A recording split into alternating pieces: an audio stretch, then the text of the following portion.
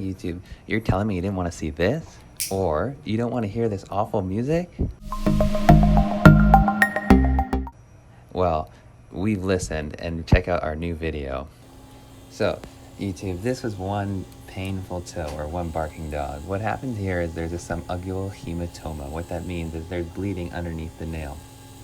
So what this causes is a bunch of pain underneath the toenail because the blood underneath the toenail is starting to push up on the nail and lift the nail from the nail bed.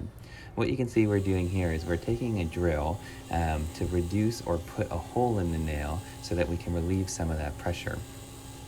You'll notice that every once in a while I'm using my cotton ball full of alcohol to help take away some of the debris. But what this also does is help to cool the tissue. So when we're filing the nail, there's no pain whatsoever.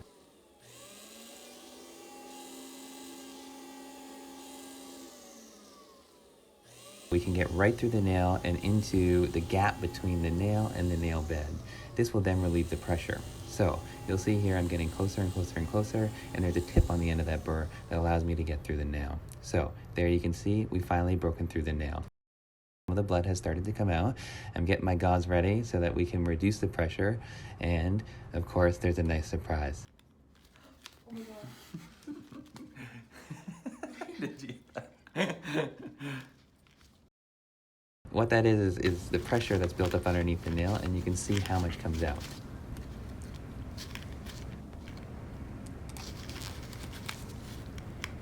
It's okay, now I got an excuse to go buy new pants.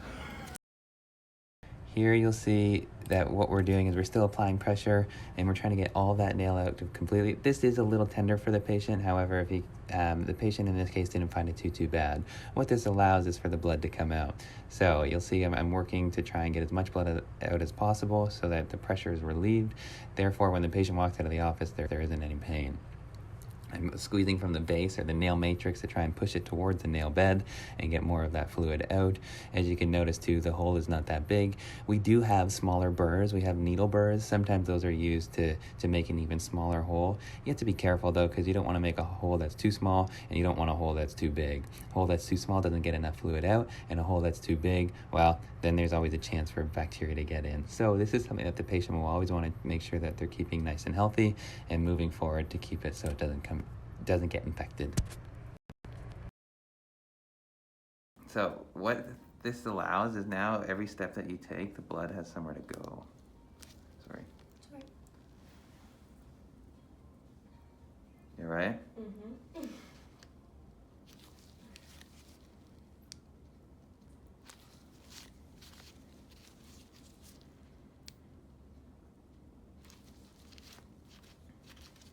Was it hurting every step that you take? Yeah.